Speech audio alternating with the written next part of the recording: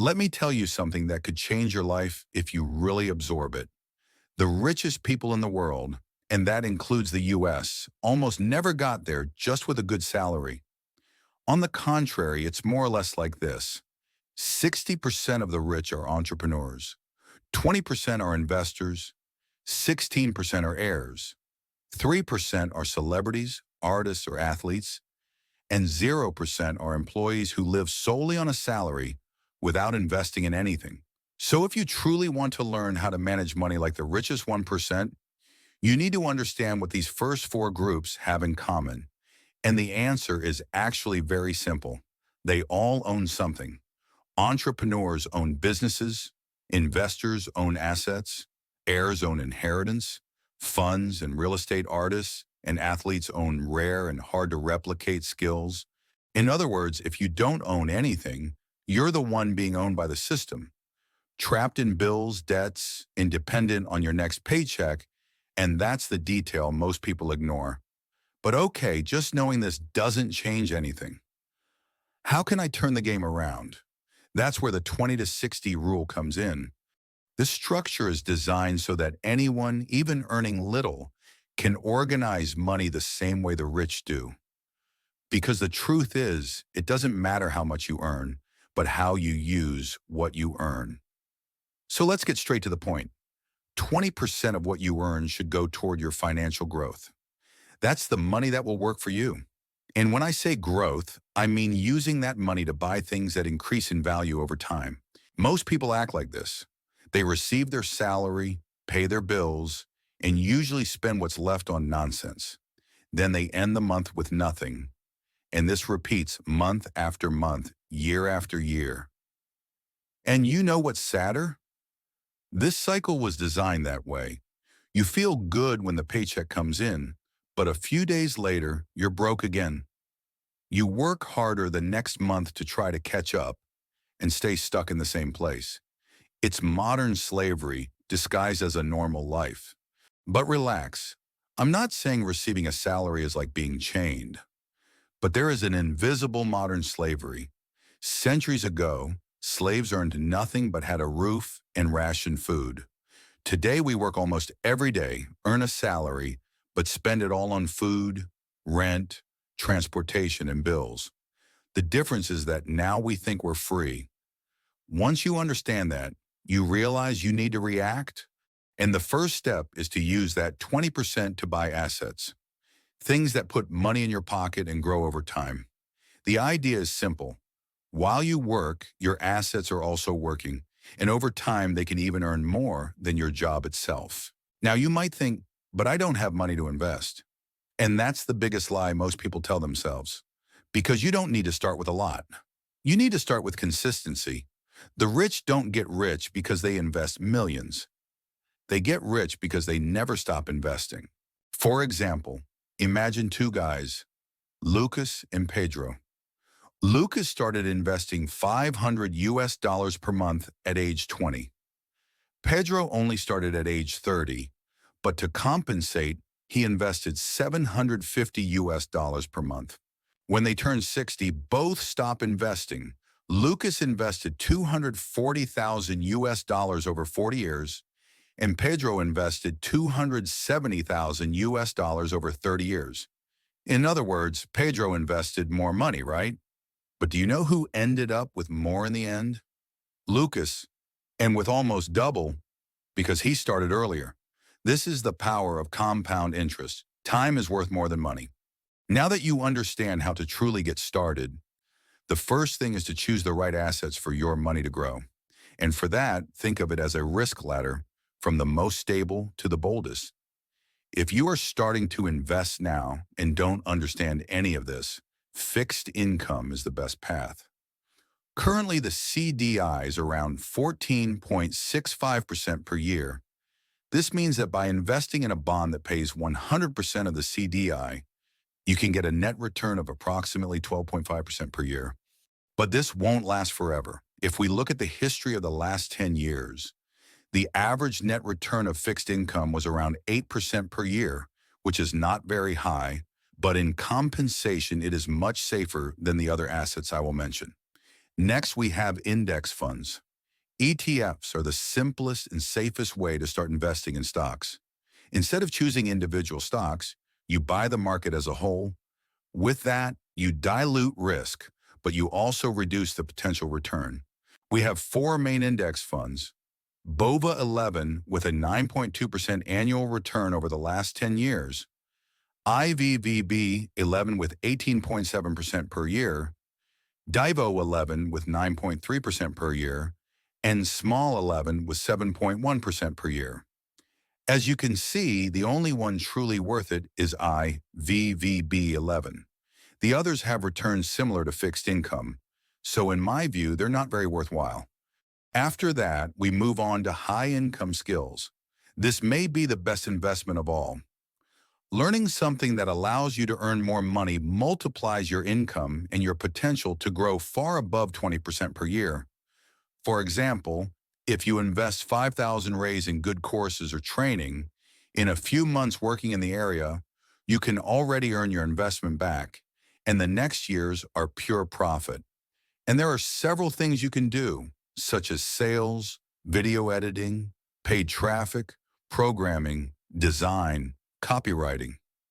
There are also many manual services in high demand, such as solar panel installation, air conditioning maintenance, painting, small home repairs, custom carpentry, furniture assembly, window film application. There are many. The truth is that in any area where there is demand and little qualified labor, a professional who knows what they're doing can charge very well, even without a diploma. The return on these skills is much faster than any other investment, and no one can take it away from you. So yes, it is probably the best investment you can make. Right now, let's move on to real estate funds.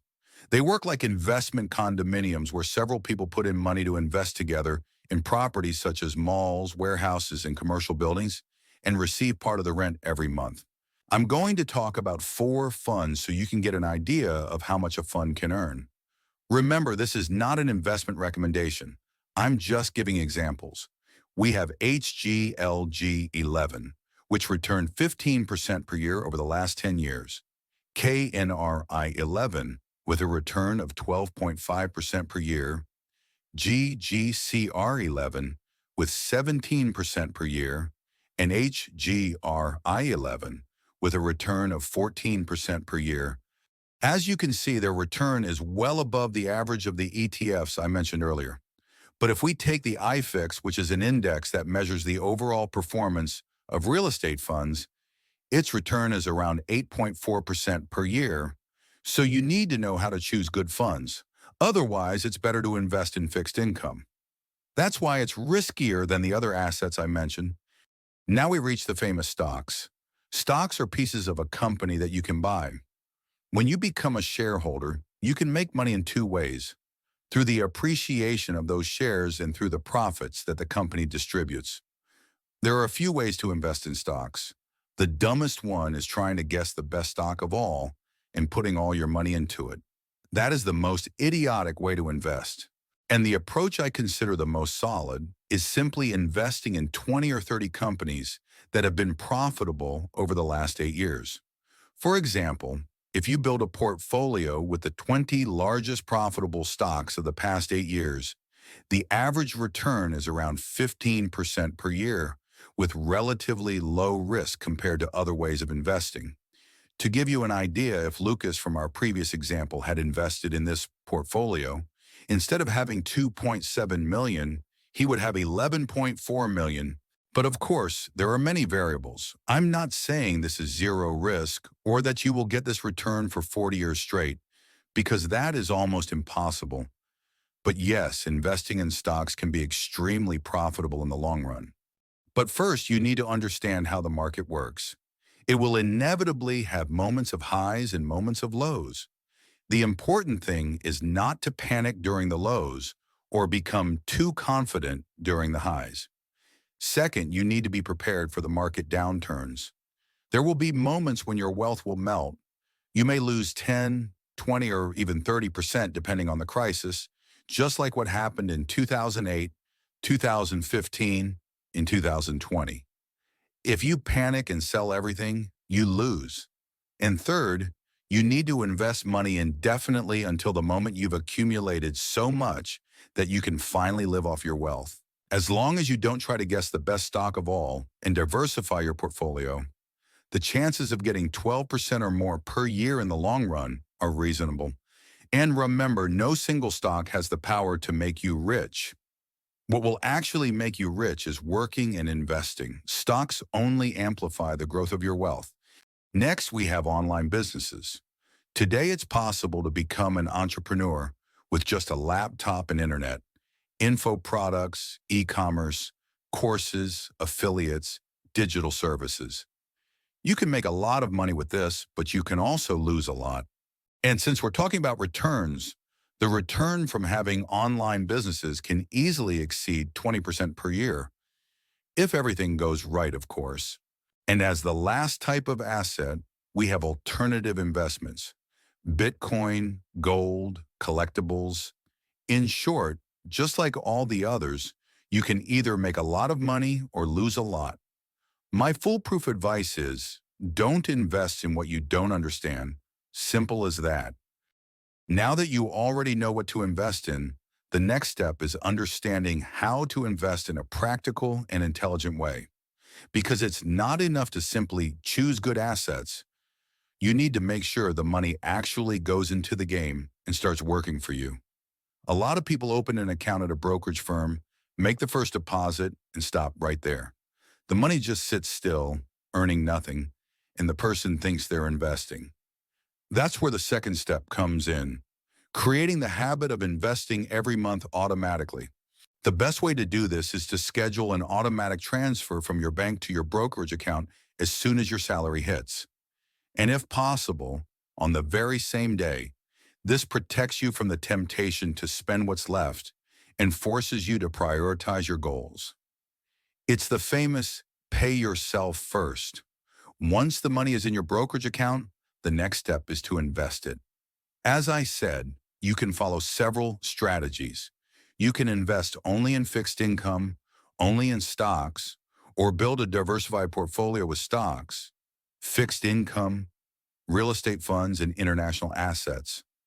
Do your research, find out what suits you best, and start investing. And once your investments are automated, your job becomes simple. Stop messing around with things and go make more money. Because the truth is, wealth is not built by choosing the miraculous asset, but by investing consistently and for a long time. Your focus now should be on increasing your income so you can increase your contributions. This is where everything I mentioned in the first step comes in. Developing valuable skills. If you haven't started yet, learn something useful.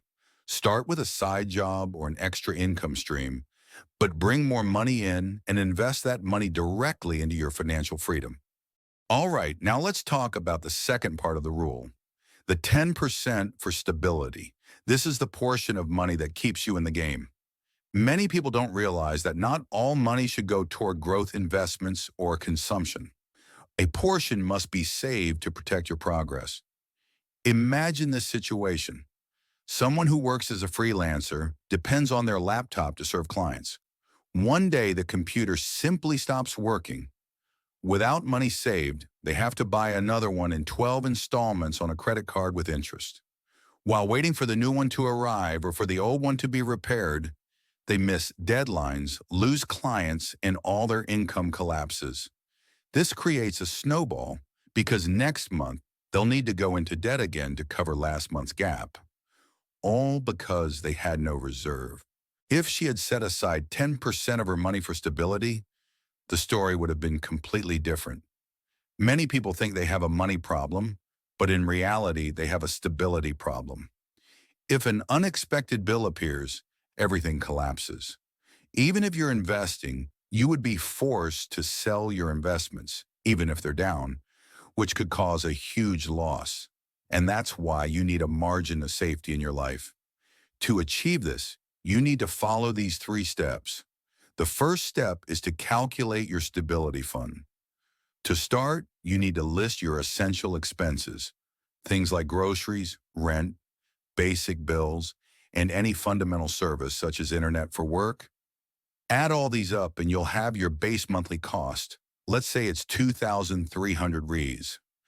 Now multiply that number by 5 months. The result is the ideal value for your stability fund. In this example, it's 11,500 Rs. Every month, 10% of your income should go to this fund until you reach that amount. You might think this amount is exaggerated, but trust me, when life knocks you down, and at some point it will, that's inevitable, you'll be able to recover calmly without desperation, without going into debt, and without losing years of your life paying bills. The second step is storing the money correctly. Now that you know how much you need, you must know how to keep it the right way. And here are 3 golden rules. The first rule, it must be easily accessible. Your money must be available within 24 hours maximum. So don't put it into an investment that can only be redeemed in 2030. The second rule, zero risk. This is not money for investing, speculating, or chasing high returns. So never put your emergency fund in the stock market, in crypto, or in any other volatile investment. Your money needs to be as safe as possible. And the third rule is that your money must earn something. Just because it's not a growth fund doesn't mean it should sit still, because idle money is lost money. So leave it in a daily liquidity CDB earning around 100% of the CDI. For example, if you have 11,500 Rs saved, your money will generate between 100 and 110 Rs per month just for being there. The third step is that you must accumulate your stability fund quickly. Most people think that building an emergency fund takes years, but if you play wisely, it can be much faster. There are 3 complementary tactics that can speed up the process. The first tactic is salary sweeping. As soon as your salary hits, 10% goes straight to the emergency fund. And you must automate this just like we did with the 20% for growth. It needs to be 100% on autopilot. The second tactic is the replacement promise. You commit to immediately replenishing any money you take from the fund. For example, if your car breaks down and you need to spend 250 Rs to fix it, that's fine. The fund exists for that.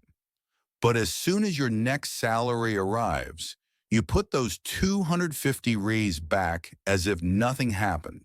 And the third tactic is saving by spending. It may sound strange, but it works. Automatic rounding apps round up your purchases to the nearest real and save the difference. Over time, those little amounts add up surprisingly well. Now, when the fund is complete, you have 2 options. The first is to redirect that money to the growth fund, and the second is to use the last pillar of the system, the final 10% that we'll see shortly. Now let's move on to the 60% of the rule, the essentials. This is the 60% that feeds you, not your ego. Surprisingly, more than 63% of people who earn over $14,000 a month still live paycheck to paycheck and have no savings. Most of them are too busy trying to look rich instead of actually becoming rich. This shows that you can have a good salary and still be broke every month. Many people comment on my videos saying they earn $20,000 a month and still can't manage to save any money. In the end, it's not about how much you earn, but how much you waste. It's very easy to fool yourself with appearances. There are people out there full of style, brand name clothes, expensive watches, a busy lifestyle, always in restaurants or at some event. But when you look at their bank accounts, they have 50 cents, a maxed out credit card, and several debts. While others who look simpler have more than 50,000 saved and absolutely no debt. And this is not about looking rich or looking poor. It's about choice and awareness. Because real wealth doesn't make noise. It is built in silence, without needing to show anything to anyone. The problem is that many people use excuses to justify increasing their expenses. I need a bigger house. This car will make my life easier. I deserve to eat out once in a while. And that's where lifestyle inflation begins. The silent increase in your standard of living that wipes out any chance of building wealth. But to avoid falling into this trap, there are a few steps you can follow. The first step is to get clear about what is truly essential. Many people won't like this because what is seen as essential today is often just a disguised luxury. Essentials are the things that keep you alive and functional: rent or mortgage, food, basic bills, transportation, insurance, and basic clothing. What does not qualify as essential? Ordering food every week, paying for a gym you haven't been to since January, and the 3 or 4 streaming services you forgot to cancel. If you actually use the gym, great. But if you don't, you're burning money.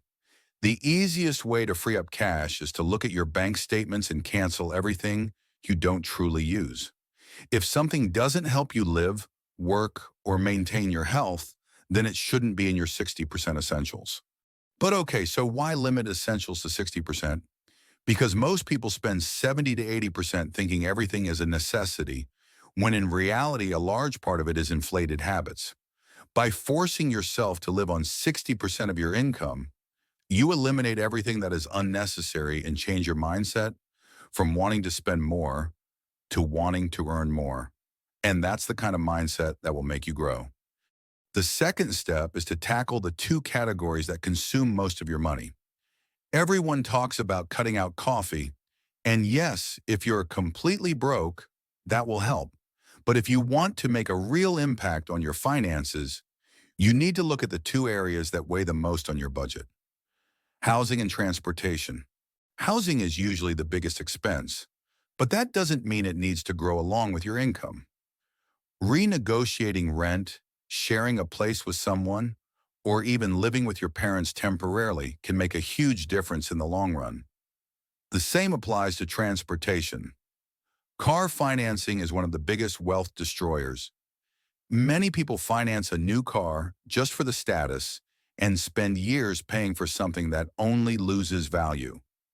That's why the ideal is to buy a used and reliable car that has already lost most of its value. And if you live close to your workplace, you might want to consider not having a car. By doing so, you save not only on financing, but also on insurance, maintenance, parking, and annual fees. All of this combined can save good money. And when these two areas are under control, it becomes much easier to organize the rest. Finally, it's important to understand that willpower alone won't keep you on the right path. It's the rules you create that automate good decisions. Rich people don't rely only on motivation. They build systems. A simple system, for example, is to ask yourself 3 questions before buying anything. The first one is this an impulse buy? If it's not, fine. But if it is, apply the 7-day rule. Wait a week and then decide if you still want it.